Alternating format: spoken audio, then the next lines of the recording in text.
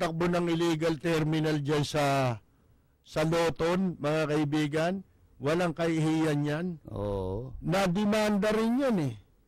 Idinimanda yan ng isang, yan, ano na yan, gurang na talaga yan, ha? Yan talagang kung tutuusin mo, kurduroy na balat niyan, ha? Gayot. Siligaya. Gayot. Mga kaibigan, talagang ika nga po, kumbaga sa bulaklak yan, kailangan magdala ka ng lagadere. Talagang tuyot na yan, si Kwan, Ligayang Bruja. Pwede bang tawaging yun? Chucha? Paano? Kapareho yan nila Dilima, ganyan, hindi kinahihiya yan, hindi na kinakaya ni Dilima yan, yung immoralidad, nako. Nakatawa pa. Lalo pa pinalalakas pa ng loob ng pare. Nako, Sus Mariosep. Anong klaseng bansa ito? The only Christian country in Asia raw. Meron tayong tawag sa line 1 mula po kay Edwin ng Las Piñas. Magandang umaga po. Magandang umaga po, Edwin. Edwin. Ay, wala na eh. Wala. Hello? Wala. Wala na. Tawag kayo ulit, mga Edwin. Wala na. Ngayon, asan ba ako? Si Ligaya. Ligaya. Nagtataka ako dun sa Kikwan. Sino ba yung transport secretary ngayon? Tugadi. Tugadi. Wala ka pang ginagawa.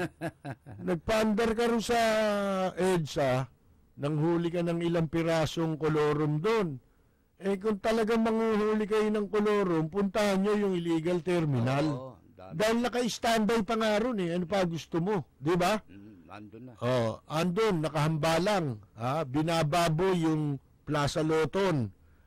Yan pong yung illegal vendors. Dapat sakop ng transport yan dahil ino-occupy nila yung karsadang dinadaanan ng transportasyon.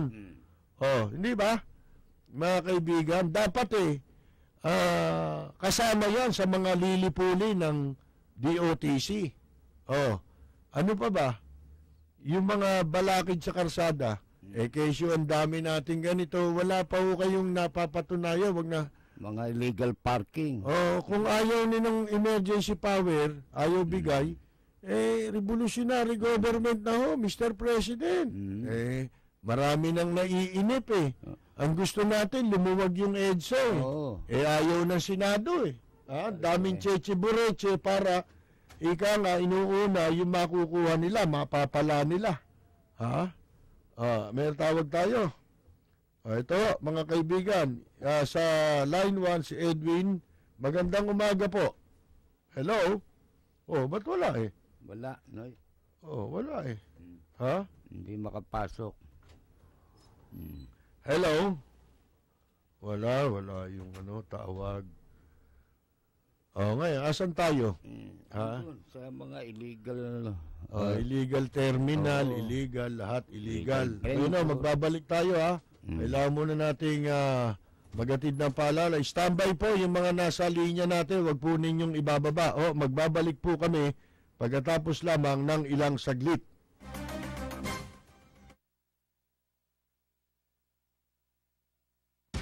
Manatiling nakatutok sa DZRJ 810 AM, 8 Media at 8 TV, Cable Link Channel 7.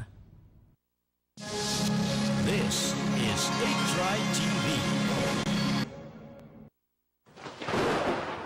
Tag-ulan na naman. Sigurado, uso na naman ang baha. Maging handa, lalo na kung bahain ang lugar ninyo.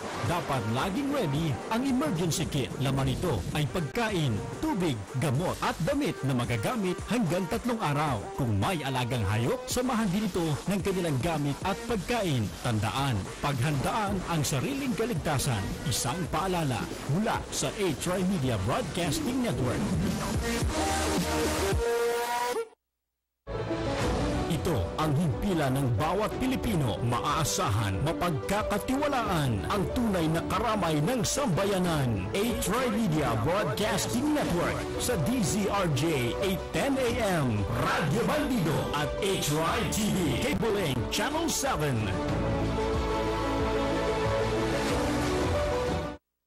This program is brought to you by Tri-Media Pro Incorporated. Balita, impormasyon at mga isyong may kinalaman sa bayan, lahat isisiwalat ng walang takot, lilinawin, hihimay-himayin, matapang, ngunit malalim at makatotohanang komentaryo sa Lapid 5. Lapid 5, kasama Linya natin si Ginang Leti Jimenez. Magandang umaga po. Magandang umaga, Ka-Percy. Opo. Yung nakaraang sa Senado, yung kay Leila de Lima, nanood ako eh. Oho. At saka napapansin ko, itong si Po, abay bagay yata sa kanya, hindi senador. Ang bagay dyan, siya na lang pumalit kay Ate Helen at kay Tia Deli. Oho. Kung magsalita siya, hindi pang senado, hindi pang publiko na para magserbisyo sa bayan. Para siyang, yun na nga, yung parang si Ate Helen at Tia Deli ang tingin ko sa kanya. Now, itong si De Lima, akala niya kasi hindi niya inaasahan na mananalo si Duterte. Kung nanalo siguro si Po, baka pwede pa siyang maging presidente, si De Lima. Kasi makukuha niya lahat ng bureau, may pera siya. Kasi gano'n ang nangyayari ngayon. Pinag-ipunan niya eh. At saka may talagang inaambisyon niya yan, kaya nag-iipon sa drugs. Sabi nga eh, from drugs to riches daw eh. Oh, yeah. Kung hindi niya inaasahan na mangyayari sa kanya na mabuking siya dahil si Presidente Duterte ang kung hindi, talagang dire-diretso na ang kasamaan ng ating bayang Pilipinas at tayo pupulutin na lamang kung saan na lang siguro. Basta nakikita ko magkakagulo tayo kung hindi nanalo si Presidente Duterte kasi lahat ng bureau, napansin ko na yan, may mga sindikato na eh. Oho. Ito naman is... Yun nga sinasabi natin kasi yung sindikato sa gobyerno, nagkakamutan ng likod yung tatlong co-equal branch eh. Diba? Executive, judiciary, tsaka legislative. Dati yun eh. Nagkaroon tayo ng presidente na ayaw makipagkamutan ng likod eh. Tama. Hindi ba? Iba ang dating nito eh. Iba. Pinag-aaralan nila kung matatakot nila ito, mabablap nila, maghihiwa-hiwalay sila ng banat, binabanatan ng Senado siya. Kung magagaya niyang utuin. Baka magpadala ng emisaryo, kausapin mo nga yung mga hinduropot na yan. Ano ba gusto niyan? Para ibigay na yung emergency power. Doon nahihilit sa mga yan. Gusto ko ng ganito, gusto ko ng ganon. Maglalagay ako ng mga tao sa gobyerno.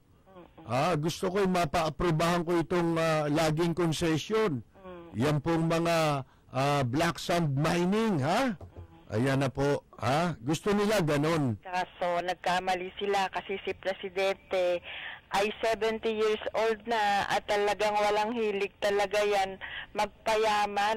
Walang hilig sa pera. Walang hilig sa pera at gusto niya linisin na talaga ang mga droga dahil yan nga ang root ng kasamaan. Ayaw kasi nila ng walang hilig sa pera. Kasi masisira yung ano nila eh. Di ba ayaw nila kay Mayor Lim? Kasi po, wala ring hilig sa pera yun. Nako Ka-Percy, meron sana akong sasabihin sa'yo tungkol kay Mayor Lim. Noon pa yan, gawa ng yung nangyari sa Luneta. Kasi bigyan lang kita ng clue sana, pero hindi pwedeng on the air. Kasi hindi naman ako sigurado. But if I will give you the ideas, maglalawak ang pananaw mo. Ito na lang, ang sasabihin ko, isa pa, tungkol kay Robredo, sana si Robredo, limited ang time ko, but kay Mayor Lim, yun ang masasabi ko sa'yo. Kung noong pa sana nag-usap tayo, malilinawan ka dyan. Now, this Robredo naman, ay sana itong si Lenny Robredo, itinanong niya si Legarda sana bago magsawalang kibo siya. Bakit hindi siya marunong mag-investiga? Tinanong niya sana si Legarda, si Loren. Alam nyo, magtaka kayo kay De Lima, lahat ng kabanding yan, puro immoral. Tignan ninyo yung yung si Teresita Angsi. Yes. Alam niyo ba yung si Teresita Angsi? Oo. Nagalit yan kay Mayor Lim nung si Mayor Lim ay DILG Secretary. Yan na, may connection dyan na sasabihin ko sa'yo. Alam niyo kung bakit? Oo. Kasi lumapit yan. Yung boyfriend niya na immorality ano niya, sex scandal niya, nakakulong sa City Jail ng Maynila. Ang kaso po, nagnakaw ng pera sa bangko. Manager ng bangko yata dito sa Binondo Basta may kaso yun, nakakulong, City Jail. Ngayon, tinan nyo, hindi lumalabas si Teresita Angsi. Alam niyo ba si Teresita Angsi, pansinin nyo, gustong-gusto niya may kidnapping. May hold up ng mga Chinese kasi doon siya nagkakapera, naglalabas ng pera yung mga Chinese, binibigay sa kanya para siya umepal. Diba? Ngayon, nung si Teresita Angsi lumapit kay Mayor Lim, nire-request niya na palabasin ni Mayor Lim yung lalaki para makapagpatingin sa doktor sa ospital. Ang sabi ni Mayor Lim sa kanya, hindi ko magagawa yan kung walang court order. Okay. Kumuha ka ng court order at tutulungan kita mapadali na mapalabas yan para makapagpagamot. Oo. Alam niyo ba nangyari? Kumuha ng court order si Teresita Angsi. Pero hindi na siya bumalik kay Mayor Lim dahil may court order na siya. Hindi niya na kailangan si Mayor Lim. So nakalabas yung BFF niya. Alam niyo ginawa? Tumakas yun hanggang ngayon wala nang balita ron. Tingnan niyo. Yung balak niya nung una, isabit si Mayor Lim Gawan niya ng kaso, di ba?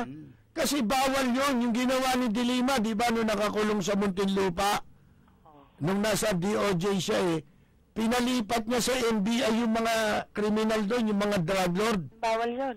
Walang court order yun. Oo. Paano niyang ginawa yun? Ba't niya ginawa yun? Kung wala siyang connection sa drugs. Kaya nga, tama yung mga plano natin, Ka-Percy, na talagang magkaroon na tayo ng... Sa'yo na naman ang galing yan, Kasi noon, nakikinig ako sa'yo, Ka-Percy. Hindi pa kilala si Duterte noon. Wala pa tayong kamuwang-muwang na siya magiging presidente. But, ikaw na ang nagre-recommenda noon na dapat si Duterte ang naiisip mong maging presidente kasi nakita mo ang palakad sa Davao at nakikita mo na pwede siya rito. Narinig ko yan sa bibig mo dahil yan din ang nasa isip ko. Kaya natandaan ko yun, buti pa si Ka-Percy, pareho kami, sabi ko, wala na kaming ibang maisip. Ikaw ang unang nagsabi na dapat maging presidente si Duterte. At wala naman nung na hindi matino ang isip, nasasabing hindi si Duterte ang angkop na presidente natin ngayon. Oo. Di ba? Kasi nasubok na natin Oo. Itong mga nagsisiarting wag daw ipalibing si Marcos, ginagamit lang nila yun para sila lagi nasa gobyerno. Oo. Di ba? Yung mga Aquino. Wala nang inungkat siya kundi Ninoy, Cory, wag ilibing si Marcos, mandarambong si Marcos. Pero kasama nila convicted mandarambong si Erap. Pinayaman pa ni Noynoy Aquino yan, pagupo ni Noynoy Aquino. Pumirma ng executive order, ginawang economic zone yung building ni Erap sa Shaw Boulevard. Kasi... di walang tax yun. Right. Kasi kasama, kaibigan ni Erap, si Purisima, na may kinalaman dyan sa Mama sa Pano. Tama. Yun ang nun. Alam niyo ba kung ano naman ang kinagalit niyang si Noynoy kay Mayor Lim? Ano? Yun, Si Purisima rin. Yun. Si Purisima. Oo, di ba? Nung nakabalik na mayor si Mayor Lim sa Maynila noong 27, Hindi siya nakapasok. dinala ni Noynoy, senador si Noynoy noon. Napahiya. Isinama ni Noynoy si Purisima at hinihiling niya kay Mayor Lim na kung pwede, ilagay doon na direktor ng MPD. Oh. Si Purisima po, masama ang record. Alam ni Mayor Lim, dahil pulis yan Tinanggihan niya si Noynoy. Isipin niyo yan very close si Mayor Lim sa pamilya nila, pero pagdating sa public service, pagdating sa desisyon, hindi niya ikinokonformiso ang interes ng publiko at ng mamamayan sa mga taong walang ya. Ano nangyari kay Purisima? Ha? Ano nangyari? Isipin ninyo, nagpapatay ng 44 na pulis para lang makuha yung dollar yun. na reward. Hindi ho ba? Opo. Yan ho, ang klase ng mga tao na yan. So, ito na lang, Kapelsi. Isa lang, sasabihin ko pa sa iyo na ako'y kasama dun sa rally natin sa DOJ. Nung nag-rally tayo sa DOJ, kita kami doon, eksakto, 9 o'clock kasi ang sabi mo. Nang dumating kami doon, ay sabi ko, bakit walang tao? And then may mga dumadating, mga ilan pa kami dumating. Sabi namin, ba't wala sila? Nasaan sila? Di kinausap ko yung, yung gwardiya doon, yung pulis yata yun, o gwardiya. Sabi ko, bakit nasa na mga nagre-rally dito? Ay, wala na, umuwi na, tapos na, sabi sa amin. And then, nag-stay pa ako doon hanggang sa kumain na lang kami dyan sa Robinson. Ang mga kasama ko noon, mga, sorry, may mga lalaki, may mga dalawang Chinese lady. Ayun, hindi ko na natanda na mga pangalan nila. Pero marami pa kami dumating, wala na kayo. Kasi sandali lang naman kailangan magpahayag talaga ng ng saloobin hindi naman kailangan magtagal. Nag-concert kami ron ba? Bakit? Kumanta rin si Joe Grad, ha? Wala kayo noong dumating kami. Meron kaming malalakas na speaker doon, concert Baka pinaalis kayo ni Delima. Hindi naman, talagang tapos na. Tsaka nahiya kami dun sa mga pulis din dahil siyempre, tapos na yan. Ano pang kasaysayang umistambay tayo, makakagulo tayo sa trapiko. Isa na lang, Kapelsi, isa na lang ito, last na ito, ha? Nabanggit mo yung tungkol kay Andanar kasi kahapon. So, i-continue yun yan. Huwag niyong pababayaan na makapasok yung kanyang ang kanyang binabalak dahil baka kung paano mangyari kay Presidente. Kasi ganyan din ang nangyayari dito sa Las Piñas, yung nagkakaroon ng Coachaba, ang private at saka ang munisipyo, yung City Hall, government at saka private. Masama po yan kasi hindi mo makikita talaga kung sino ang totoong sindikato dito na kumakamal ng pera. Ang totoo, ang gobyerno na hindi mo alam kung paano nila ginagawa. That is tactic. Alright? Salamat po. Thank you. Balita, impormasyon at mga isyong may kinalaman sa bayan, lahat isisiwalat ng walang takot, lilinawin, hihimay-himayin, matapang, ngunit malalim at makatotohanang komentaryo sa Lapid 5. Lapid 5, kasama si Percy Lapid.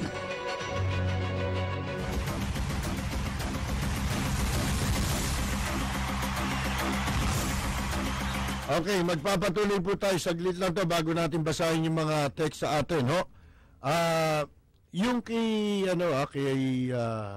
Jun Losada. Kilala niyo yun, di ba? Yun yung nagbulgar ng NBN-CTE deal. Okay, pero after nung ibulgar niya yan, nabulgar din siya na meron din siyang ginawang mali. Pero hindi yun ang point Ngayon, sentensyado siya. Siya hinatulan doon sa kaso na nabulgar din na meron din siyang ginawang anomalya sa kanyang tanggapan noon. Isang yung government owned control corporation yun ngayon ito hindi naman yun ang issue kasi mas malaki yung kanyang ibinulgar. At siya po, kahit na meron siyang kinasasangkutan na ganong anomalya, yung Senado nagkakandara pa na pagsalitain siya sa Senado, hindi ba? Lintik po mga kaibigan Sila Peter Cayetano, may bank account pa sinasabi si Peter Cayetano noon pero hindi naman pala totoo. Dahil sa gusto nilang takutin si Gloria. Di ba? Meron silang hidden agenda. So sa madalit sabi, nakatistigo. Pagkatapos tumistigo, wala na po. Nagkubli na ito doon sa mga madre. Hanggang sa lumabas ang pasya na siya ay convicted na makulong ng 6 hanggang 10 taon sa kasong graft. Mga kaibigan, ngayon, ang tanong, nasan man lang yung mga gumamit sa kanyang senador? Nasan?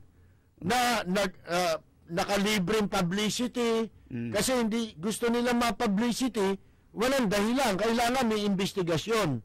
Kaya ito, panawagan natin sa mga gustong maging whistleblower. Yan. Isipin ninyo yan, ha? Sumunod. Etong may kaso na ngayon, ha? May sentensyado na. May narinig ba kayo ni isa man lang doon sa mga nagpapanggap na in aid of legislation, mga kaibigan, na kumasangkapan kay Jun Losada? May narinig ba kayo ngayon na naging concern man lang sa nangyari sa kanya? Ha? Wala. O kaya nung siya ay humaharap sa kaso laban sa kanya, tumulong ba sila? Meron ba silang suporta, assistance o whatsoever na ginawa? Wala Wala. Makukumbik ba yan kung tinulungan? Eto, number 1 yan. Kamakailan lang si Maya Digito ay hinuli, inaresto po, mga kaibigan. Ang kaso, alam nyo kung perjury lang, ha? Perjury na nga lang, hindi niya pa alam. Kaya siya na-aresto Inaresto siya after office hours na O kaya, na-indulto na. Ni-indulto na sa pagsasara ng mga opisina. Kaya hindi ka na makapagpipiyansa. Ang halaga lang ng piyansa mo ni 6,000, mga kaibigan. Mas mababa pa sa libel Ang libel, 10,000 Ang piyansa Pero, bawal pong umaresto after office hours kung ang kaso mo ganun lang At saka weekends. Available yun. Kasi pwede ka magpiyansa Ha? Ang pwede mong hulihin, iserve mo yung warrant, pagka mabibigat na krimen, yung walang piyansa. Kahit gabi. Magtatago yan. Pero kung kung mabababang kaso, ba't naman magtatago yan? Magpipiyansa lang yan. Ang problema, hanggang ngayon, walang nagsasabi sino ang nagkaso ng perjury kay Maya Digito. Nasaan yung mga senador? Hindi ba kinasangkapan nila yan nung una? Nung alam nilang maraming hawak na kwarta si Kimong, ang pinagagalitan siya na. Anong katarantaduhan yan? Kaya kayo, yung mga nagpabaya, baka binigyan kayo ng pera ni Dilimang, akala ninyo matulungin yan. Ingat kayo. Kaya kayo binigyan ng pera. Mag-ingat kayo, baka mamaya hindi nyo alam, pera din ang droga yan. At pagkatapos, gagamitin kayo, kung yun nga, mga, si Digito, bagamat siya ang pinakamababa ang ginampan ng papel sa nangyaring pagnanakaw ng pera, mga kaibigan, hindi naman siya pobreng tao dahil manager siya.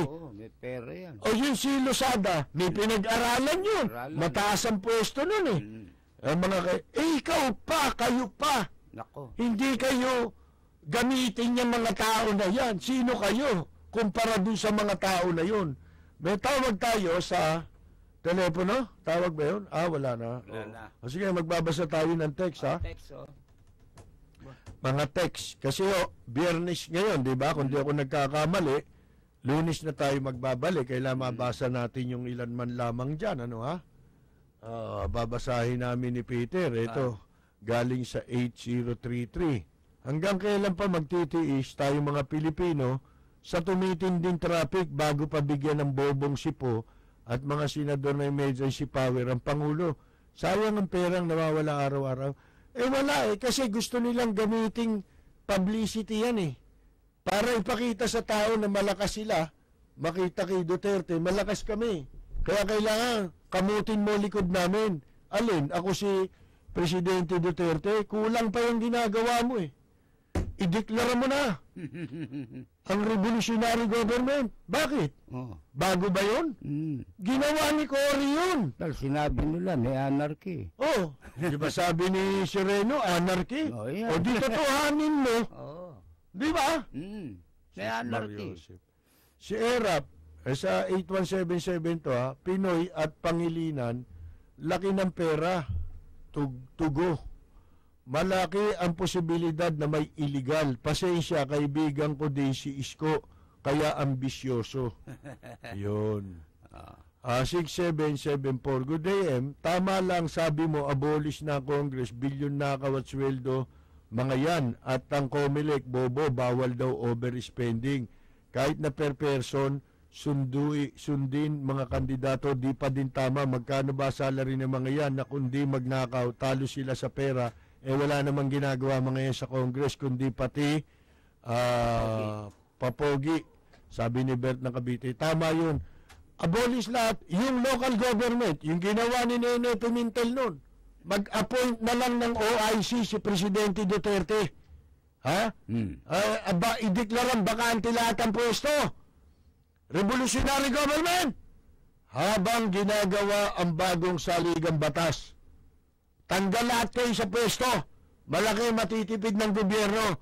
Tignan natin kung di tumino yung mga yan.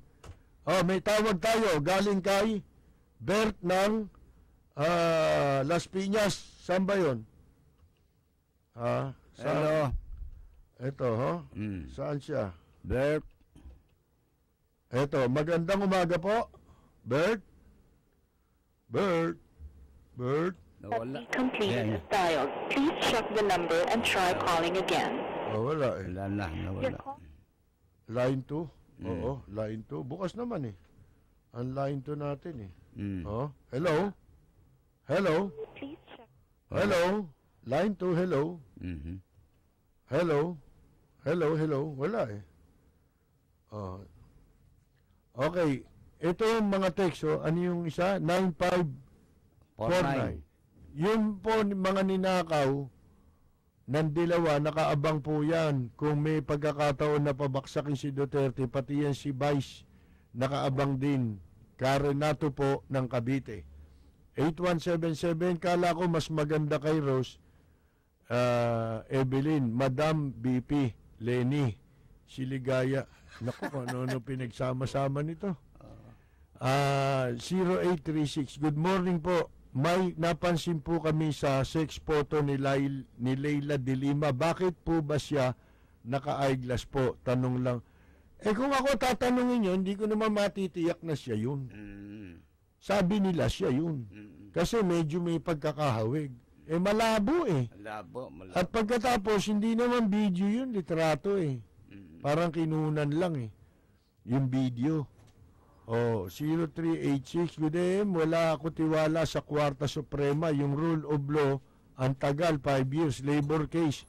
Paglabas desisyon, dismiss for lack of merit. Wala ako kwarta, kaya natalo ko. Yung kaso ni Ligaya dyan eh. Yun. Akalain mong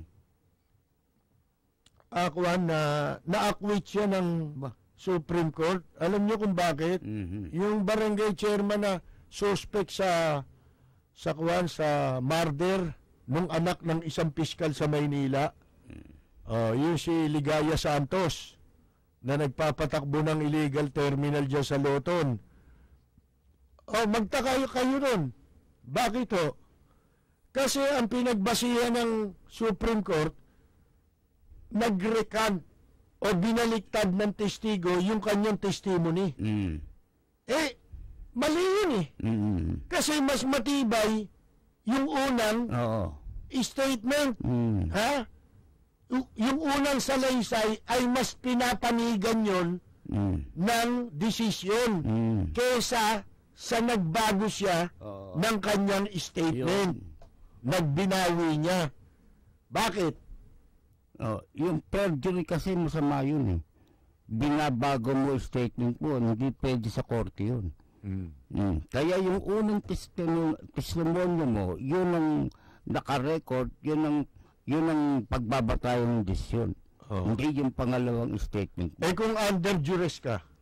Depende yun. Patunayan mong under duress ka. At saka hindi naman nila sinaman. Hindi. Na under duress. Sinabi bang under duress? Yung pa ikaw inakit ni... inakit. Yung bang ganun pwede pang pabuksan? Pwede. Pwede. 6274, dapat nang maukalkal pa ni President Duterte ang kabalastugan ni De Lima sa illegal na gawain at yung mga iba pang nasa gobyerno na mga namantala sa pondo at buhayin muli ang kaso ng pork barrel. Scam na? Pork na nga si De Lima yung barrel na lang ang imbestigahan natin. Barrel na lang. Pork and barrel. Pork Ayan. and beans. Iba naman tong kay Dilima. Kapag dating kay Dilima, pork and barrel po ang scam dyan. Mga kaibigan, no? Eh, pakibaba mo nga yun. Eh, ano nga? Ha? Kwan. Pakitaas nga. Hoy! Brad. Maraming sangkot. Salamat po. Ayun. Galing kay Marvin ng Manugito, no? Ano po, Lapid Fire, may napansin po kami. Sex photo. Okay. Ayan. Tapos na yan. Ha?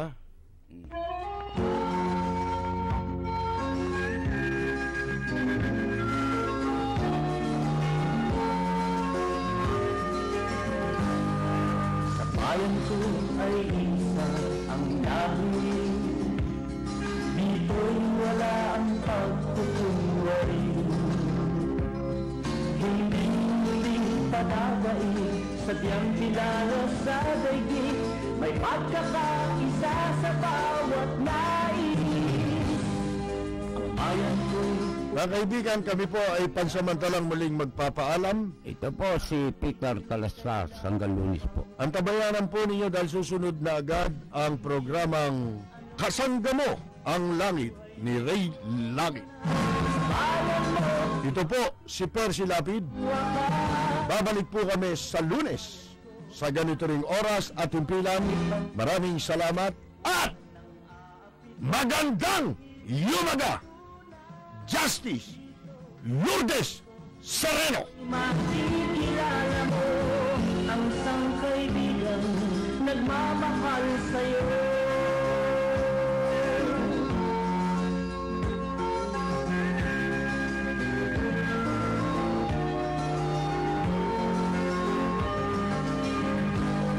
Ang bayan ko'y punong-puno ng yaman. Bakit ito'y kailangan pang iwanan? Hindi nga ba anong sarap mabuhay ng buong ganap? Sa bayan mo, sumapit man yaong wakas. Dito sa bayan ko, lahat kami pantay-pantay. Walang nang-aabit, ang pag-ibig ay tunay. Dito sa bayan ko, dito'y makikilala mo ang mga kaibigan nagmamahal sa'yo. Dito sa bayan ko, lahat kami pantay-pantay. Walang nang-aapit, ang pag-ibig ay tunay. Dito sa bayan ko, dito'y makikilala mo ang isang kaibigan, ang mga kaibigan, ang bawat kaibigan na totoong tao.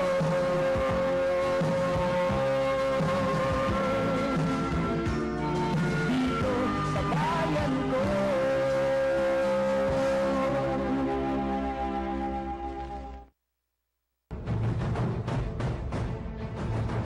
Mga pangunahing balita at impormasyon na dapat ninyong malaman, mga kabulukan, pasisingawin at isisiwalat sa Lapid Fire.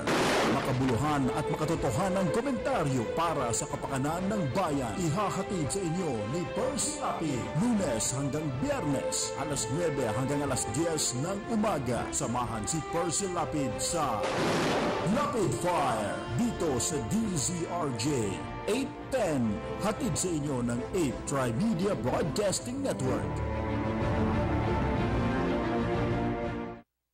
8 Tri-Media Group Incorporated. This is 8 TV. Ito ang himpilan ng bawat Pilipino. Maaasahan, mapagkakatiwalaan ang tunay na karamay ng sambayanan. 8 Media Broadcasting Network.